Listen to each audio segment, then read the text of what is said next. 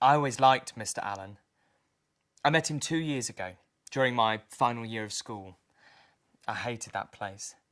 I was awkwardly tall, had acne, and didn't really fit in with any of the gangs. I wasn't cool or one of the super smart kids. I was average and boringly normal. He was late on the first day. We were in assembly. It was hot and all the windows in the main hall were open, and you could hear the rumble of the East Coast service every 11 minutes. Mr. Shadowlark, the headmaster, was preaching at his lectern. Mr. Allen entered the room, red in the face, out of breath, and with a new leather satchel, and the unmistakable joie de vivre of a new teacher who has yet to meet his class. He looked muddled, embarrassed. He sat down, took out a brown leather notebook and started writing. I stared at him. Long enough that he could feel it, he caught my gaze and I immediately looked away. He later confided in us, his tutor group, that he was reading on the train and had missed his stop. Imagine being that into a book. By lunchtime, everyone was fascinated by this new teacher. He was tall, broad, traditionally good-looking. The girls all fancied him. The boys were impressed, too. There was a rumour that his cousin played football for West Ham. I was more taken with his suit. He dressed smarter than all the other teachers combined, and I liked that. Mum would occasionally buy Vogue magazine, and I remember seeing this ad for aftershave. A picture of a man in a three-piece suit holding a whiskey with a beautiful girl on his arm. It wasn't just Mr. Allen's three-piece suit, it was him. He seemed worldly. He'd travelled, he'd spent 6 months travelling around Europe, he'd worked in a bar in New York, he spoke 3 languages and was passionate about teaching. Yet he was happy to be there. He inspired us all. He made dreams seem possible. He made me think that, I could one day leave Portsmouth, leave the small-mindedness of home, the boys on the football team who used to yell at me, the feeling of being trapped. I loved his English classes. He loved books, and he showed me you could escape within the pages of a book, briefly go somewhere else, whether it was Shakespeare, Orwell, or Twain. He had this talent for lifting the words off the page, for them to feel relevant to you. I remember one of the nosy girls who liked to gossip. Her name was Karen. I didn't like her. She was rude and always burped really loudly. She asked Mr. Allen if he had a girlfriend. He laughed and shook his head. Not that it's any of your business, Karen, but no, I don't have a girlfriend. School keeps me busy enough. I thought, sir, you ought to get out more. Of course, I knew. I just knew. It was something I recognised in myself. I assumed he saw it in me, too. It was over the Christmas holidays that I saw him out of school for the first time. I was getting a tree with Dad. He was there getting one too with another guy. I was so excited to see him out of school. He didn't have a suit on, stonewashed jeans, a knitted navy jumper. He'd also let his moustache grow out. He looked so cool, so fashionable. Like someone who works in a bar in New York. I bounded over to him like an overexcited puppy. Hi, Mr. Allen. Merry Christmas. He looked shocked, scared, a little embarrassed, in fact. I shoved my hand out to shake his. Mr. Allen? My dad walked over. He stared at them. Dad, this is Mr. Allen. He's my form tutor. He lived in New York. How cool is that? Nothing from Dad or from the other 2 men. Silence. Dad turned on his heel and marched off. We got into the car. I knew I'd done something wrong, but I couldn't work out what it was. Then Dad started talking in riddles about men like them and how I shouldn't get too close or get any ideas, that they couldn't be trusted. The trouble was, I already had ideas. I had for years.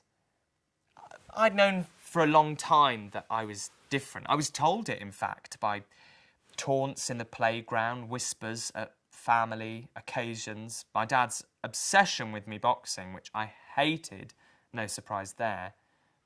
Everyone wanted me to toughen up, to be more of a bloke. I think Mum knew first. She then did everything she could to hide it from Dad. I remember Christmas being especially hostile that year. It was the last one before the divorce. Dad was just furious all the time. It was in the papers a lot, Section 28. I didn't know what it was, really, just another piece of legislation from Thatcher's government. It was spoken about in hushed tones. It suggested that all gay people were predators, preying on school children, like monsters. I was pretty sure Mr. Allen and his friend weren't monsters. They were buying a Christmas tree. Well, that doesn't seem like something a monster would do. I knew it affected me. So did Mum. I didn't know how or why. It was something about the promotion of homosexuality, which sounds odd. It's like they were doing a special on gayness in Debenham. Sign up today and get this free pen. I didn't understand it, but I knew it wasn't good. Especially not for me. It came on the Tea Time News alongside a story about the FA Cup final and a girl going missing. We watched Margaret Thatcher speak in the Houses of Parliament. "Too right," shouted Dad. "They want to get rid of the lot of them, the queers. It's not safe, they'll confuse all the kids, like that one up at his school." I kept my head in my book, pretending not to hear. That night, while Dad was snoring in front of the football, I took his newspaper, The Express, up to my room. I needed to understand what this Section 28 was and why it affected him up at the school. Section 28 is a piece of legislation that stated teaching that homosexuality is normal was forbidden. It hit me in the gut. It was exactly what I'd feared. I was just the same as him up at the school. I felt sick. You know that feeling when you know someone knows a secret about you? The fear that's like a fire in your chest. The feeling that you might just explode at any moment. I knew then at 16 that my life would be harder than my friends. That some people would just hate me for no rhyme or reason, for nothing I'd done, just because of something I can't control. I was delighted when the Christmas holidays were over. All of a sudden, I'd become a bookworm. Missing a stop on the train because you were so immersed in a book seemed more understandable by the day. Back at school, Mr. Allen had lost some of his shine. He seemed exhausted and world-weary. I assume it was about Section 28. I didn't ask. I really wanted to. I wanted him to know that I understood. That I was scared too. I think he knew I knew.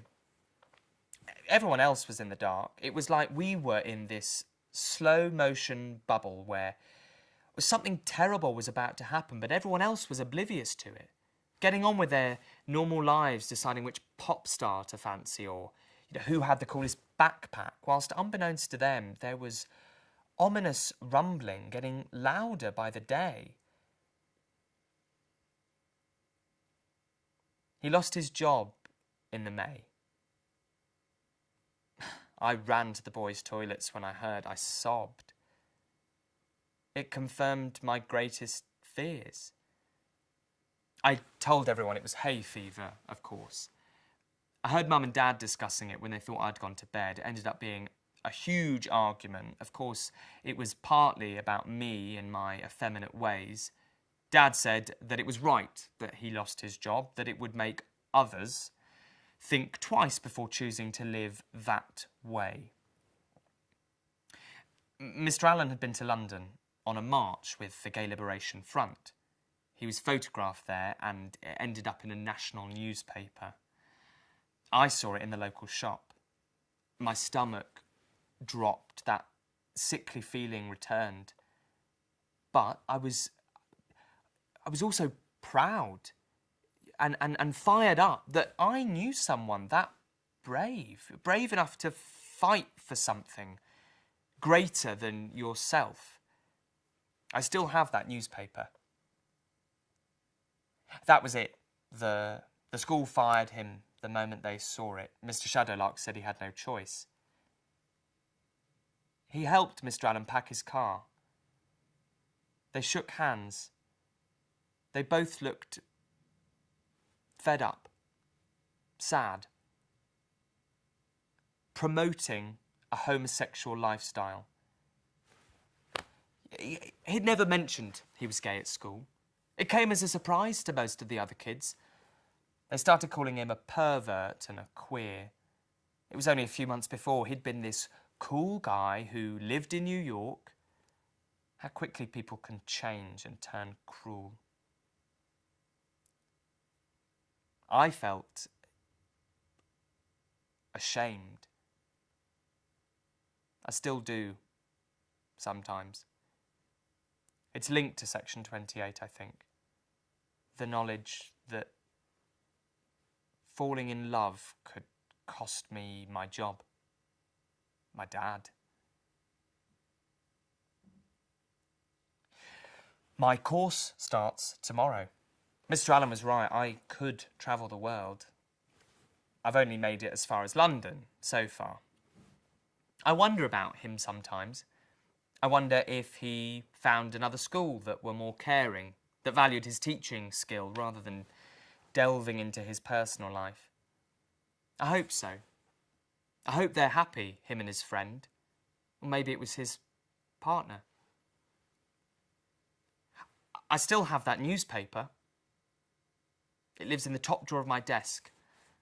On days when I feel scared or different, I look at it. At Mr. Allen's pride and his fight for justice, and it makes me feel a bit stronger.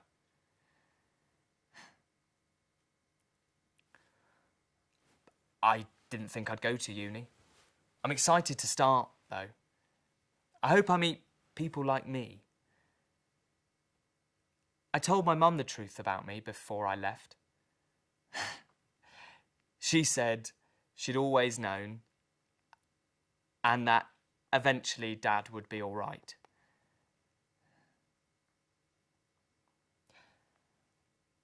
This is my stop. Wish me luck.